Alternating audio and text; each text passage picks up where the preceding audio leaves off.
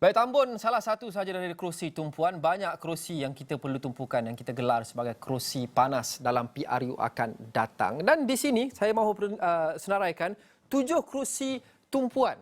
Banyak cara kita boleh definisikan kerusi tumpuan atau kerusi panas itu apa. Tapi 7 kerusi ini adalah kerusi yang bakal menyaksikan pertembungan yang menarik. Yang mempunyai sekurang-kurangnya 2 figura yang akan berentak dengan satu sama lain.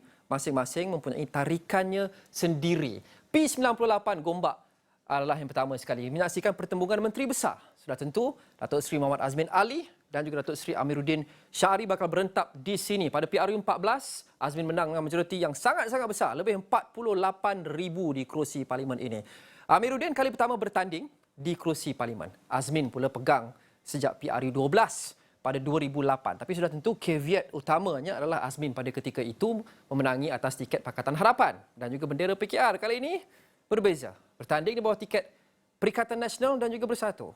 Apa pendapat dan respon pengundi di Gombak terhadap situasi ini atau perkembangan ini? Kita bakal saksikan pada 19 November nanti. Kerusi kedua yang saya rasa ada pertembungan agak menarik, P96 Kuala Selangor menyaksikan teknokrat bertemu di pentas politik. Dr. Zul, Dr. Zulkifli Ahmad, bekas Menteri Kesihatan dan menang dan memegang Kuala Selangor, bertanding di Kuala Selangor sejak 2008. Menang pada ketika itu di bawah tiket PAS pada 2008. Kemudian beliau kalah kepada Datuk Seri Ibnu Hizam pada PRU 13 dan kembali menang pada PRU 14 di bawah tiket baru. Di saat kita berbincang berkenaan dengan politician, ahli politik dan juga teknokrat yang kita mahu lihat lebih ramai, ini satu kerusi yang menarik untuk kita lihat. Dr. Zul melawan Tengku Zafrul, dua teknokrat masing-masing pakar dalam bidang kesihatan dan juga keuangan. Bagaimana mereka akan dinilai oleh Kuala Selangor, penduduk di Kuala Selangor, di samping dua orang lagi calon. Syahid Rosli yang membawa bendera Pejuang dan GTA dan juga Muhammad Nur Sahar di P96. Dan yang ketiga adalah pengalaman bertemu ID Segar di Melaka. P135 Alor Gajah menyaksikan Pak Wan, Datuk Rizwan Muhammad Yusof, Adli Zahari dan juga wajah baru Syahril Hamdan akhirnya menjawab persoalan yang berlega sejak beberapa minggu yang lepas. Di mana dia akan bertanding? Ini jawapannya di Alor Gajah. Kita lihat Pak Wan adalah penyandang, Adli Zahari orang lama di Melaka. Memegang Dun Bukit Katil sejak 2 penggal lepas, juga bekas Ketua Menteri Melaka. Dan Adli antara orang Pakatan Harapan yang bertahan sewaktu kejatuhan PHD PRN Melaka tahun lepas. Beliau antara hanya 5 adun PH yang menang di keseluruhan Melaka pada ketika itu. Dua-dua ini adalah orang lama, ada tarikan dan sokongan mereka sendiri. Dan ini orang baru yang mungkin bawa idea segar. Bagaimana pengundi di P135 Alor Gajah akan membuat keputusan?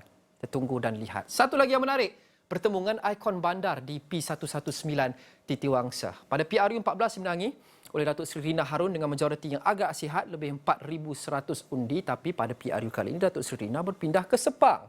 Khalid Samad datang dari Shah Alam, bertanding di Titiwangsa. Datuk Johari orang lama di sini. Khalid dan Johari, kedua-dua individu yang tidak asing lagi kepada warga kota Kuala Lumpur. Khalid bekas Menteri Wilayah dan banyak sebelum ini memperjuangkan isu kampung baru ketika menjadi menteri dan selepas. Datuk Johor juga seorang yang tidak asing lagi, banyak juga perjuangkan isu-isu perbandaran termasuk kota baru, kampung baru dan sebagainya. Bagaimana warga urban ini akan menilai kedua-dua individu ini di samping calon PAS Dr. Rosni Adam dan newcomer Datuk Seri Khairuddin Abdul Hassan, Ketua Biro Pejuang Wilayah Persekutuan. Dan kemudian kita ada juga P125 di Putrajaya. Menyaksikan perlumbaan untuk merebut hati penjawat awam. Ya, bukan semua pengundi di Putrajaya itu penjawat awam, tapi mereka adalah blok yang besar, blok yang utama. Kunan antara orang UMNO yang bertahan di kawasan Lembah Kelang ini, Putrajaya termasuk kira-kira dalam Lembah Kelang, sewaktu tsunami PH pada PRU 15. Tak ramai yang boleh buat demikian pada tsunami itu. Datuk Razi Jidin mungkin telah membina tarikan beliau sendiri dalam kalangan guru dan pejabat awam sejak hampir 3 tahun lepas menjadi Menteri Pendidikan di bawah 2 Perdana Menteri. Dan Kota Belud P169, kita saksikan Rahman Dahlan tidak pernah kalah di Kota Belud, bertanding 2 kali pada PRU 12 dan 13 sebelum calon lain BN letakkan pada PRU 14 yang kalah kepada Isna Raisah Munirah dengan kira-kira 4,000 undi. Dan sudah tentu P63 Tambun, Ayo atau Ayak.